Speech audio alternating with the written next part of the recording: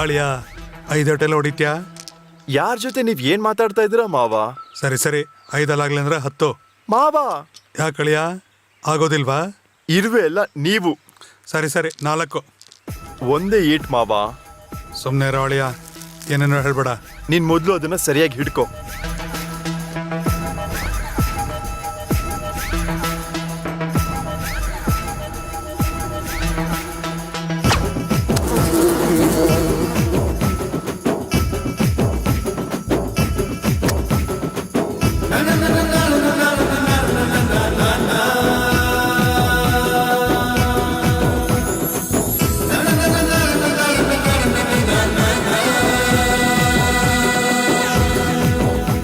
ಎಲ್ಲಿ ಸ್ವಲ್ಪ ಹಾಕು.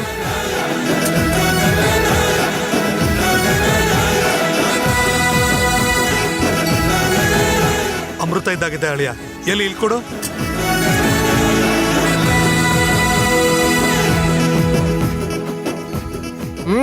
ನಿಜ ಅಲ್ವಾ? ತುಂಬಾ ಚೆನ್ನಾಗಿದೆ. ಒಂದೇ ಸಲ ಚೆನ್ನಾಗಿ ಹೊಡೆದೆ ಅಳಿಯ. ಕೃಷ್ಣ ಅಂದ್ರೆ ಒಂದು ರೇಂಜ್ ಮಾವ. ಹಾ ಸರಿ ಸರಿ ಅಳಿಯ, ಚಿಕ್ಕ ವಯಸ್ಸಲ್ಲಿ ನಾನು ಕೂಡ ಹಾಗೆ ಹೊಡಿತಿದ್ದೆ. ಸುಮ್ನಿರ. ಏನ್ ಅಣ್ಣವ್ರೆ, ಈಗಿನ ಕಾಲದಲ್ಲಿ ತುಂಬಾನೇ ದುಡ್ಡು ಮಾಡ್ತಾ ಇದೀರಾ. ಎಲ್ಲ ನಡೀತಾ ಐತೆ, ಎಲ್ಲ ನಿಮ್ಮಂತರ ಆಶೀರ್ವಾದ. ಎಂಜಾಯ್. ಏನೇ ಆನಂದ, ಬಾ. ಅಡ ಚಟ್ನೆ.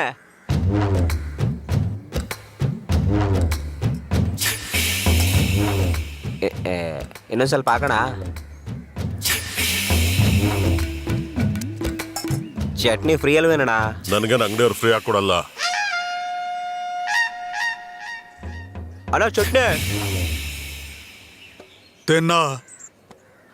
ಸೂಪರ್ ಕಣೋ, ತಿನ್ನು ತಿನ್ನು.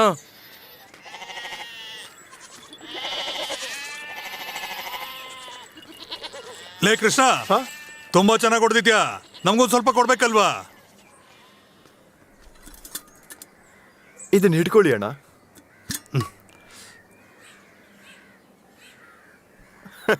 ನಮಗ್ ಜೇನುತುಪ್ಪ ಸಿಕ್ಕಿದ ವಿಷಯ ನಿಮಗೆ ಹೇಗೆ ಗೊತ್ತಾಯ್ತಣ್ಣ? ನಮ್ಗೆಲ್ಲ ಗೊತ್ತಾಗತ್ತೆ ಕೃಷ್ಣ. ನೀವು ಸೂಪರ್ ಅಣ್ಣ.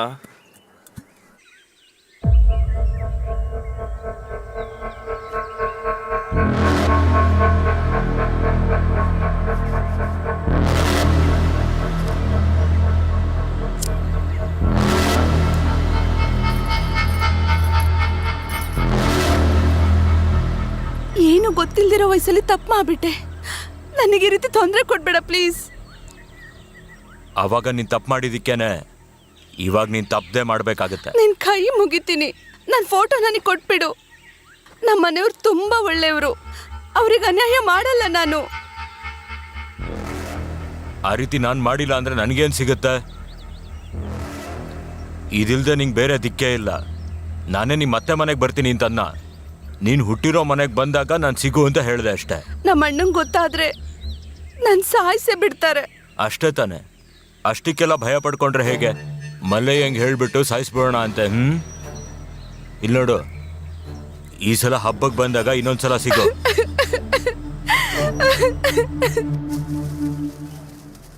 ಸುಬ್ಬಯ್ಯ ಮಗಳು ಸೀಮಂತನ ಗ್ರ್ಯಾಂಡ್ ಆಗಿ ಮಾಡ್ತಿದ್ದಾನೆ. ಹೌದಲ್ವಾ? ಏನಪ್ಪ ನಿನ್ ಭಾವ ಚೆನ್ನಾಗಿದಾರ? ಚೆನ್ನಾಗಿದ್ದಾರೆ. ಕೃಷ್ಣ, ಈ ಕಡೆ ಬಾರೋ. ಹೇಳಿ ಅತ್ತೆ. ಆ ಅತ್ತೆ ಮನೆ ಗೊತ್ತೇನೋ? ಗೊತ್ತಿಲ್ಲ. ಪುಟ್ಟಿ, ಮನೆಗೆ ಹೋಗಿ ಲಡ್ಡು ಕಜಾಯ ಎಲ್ಲ ತಗೊಂಡ್ ಬಾ ಹೋಗು. ಅಯ್ಯೋ ಹೋಗಮ್ಮ.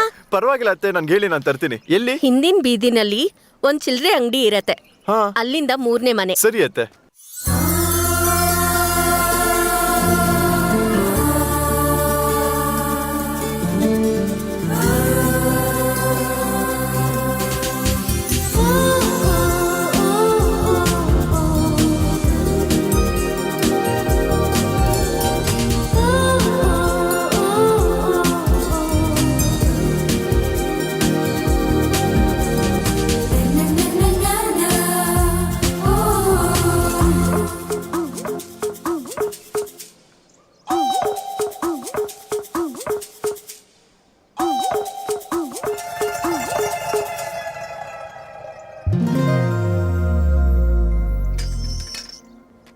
ಏನು?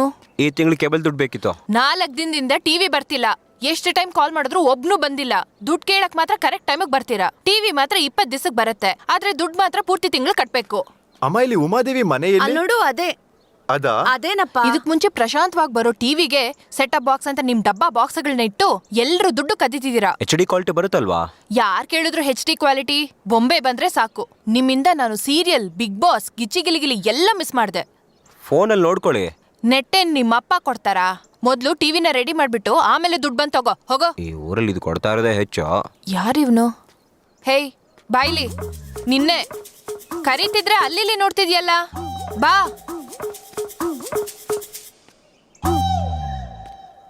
ಏನು ಆವಾಗ್ಲಿಂದ ನೋಡ್ತಾನೆ ಇದ್ದೀನಿ. ಯಾವೂರು? ಲೈನ್ ಹೊಡಿತಿದ್ಯಾ? ಅದು ಉಮಾದೇವಿ ಮನೆ ಯಾವ್ದು? ನಮ್ಮ ಮನೆ ಇಲ್ಲ, ನಾಳೆ ಬಾ. ದೃಷ್ಟಿ ಬೊಂಬೆ ತರ ಅಲ್ಲೇ ನಿಂತಿದ್ಯಲ್ಲ, ನಾಳೆ ಬಾ ಹೋಗ.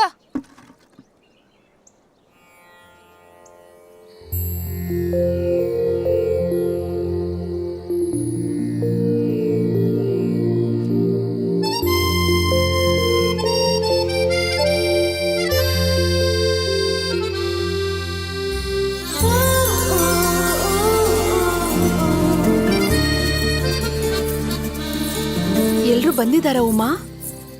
ಹೇ ಅಣ್ಣ, ಅದನ್ನ ತಗೊಂಬಂದು ಇಲ್ಲಿಡು. ನಿನಗ್ ಸಪ್ರೇಟ್ ಆಗಿ ಹೇಳ್ಬೇಕಾ? ಬಂದ್ ಹಿಡ್ಕೋ. ಬಾವ ಕಣೆ, ಆ ರೀತಿ ಅನ್ಬಾರ್ದು. ಈ ಹುಡುಗಿ ಯಾರು ಈ ರೀತಿ ಮಾತಾಡ್ತಾ ಇದ್ದಾಳೆ? ನಮ್ಮ ಉಮಾ ಮಗಳು. ಹೌದಾ? ಚಿಕ್ಕವಳಿದ್ದಾಗ ನೋಡಿದ್ದೆ, ದೊಡ್ಡವಳಾಗ್ಬಿಟ್ಟಿದ್ದಾಳೆ.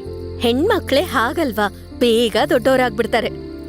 ಅವ್ರ ಅಮ್ಮಮ್ಮ ಮನೇಲಿ ಇದ್ಲಂತೆ, ಚೆನ್ನಾಗಿ ಓದ್ಕೋತಾ ಇದ್ದಾಳ? ಇವಳಿಗೇನ್ ಬರುತ್ತೆ? ನಮ್ಮಮ್ಮ ಟೌನ್ ಅಲ್ಲಿ ಇದ್ದಿದ್ಕೆ ಅಲ್ಲಿ ಬಿಟ್ಟಿದ್ದೆ ಅಷ್ಟೇ. ಓದೋದು ಇಲ್ಲ, ಬರೆಯೋದು ಇಲ್ಲ. ಏನೋ ಕರೋನಾ ಪುಣ್ಯದಿಂದ ಪಾಸ್ ಆಗಿದ್ದಾಳಷ್ಟೇ. ಅದೇ ಕರೋನಾ ಇಂದ ಬರ್ತಾ ಇದ್ದಿದ್ದನ್ನು ಮರ್ತ್ಕೊಂಡಿದ್ದಾಳೆ. ಶುದ್ಧ ತರ್ಲೆ.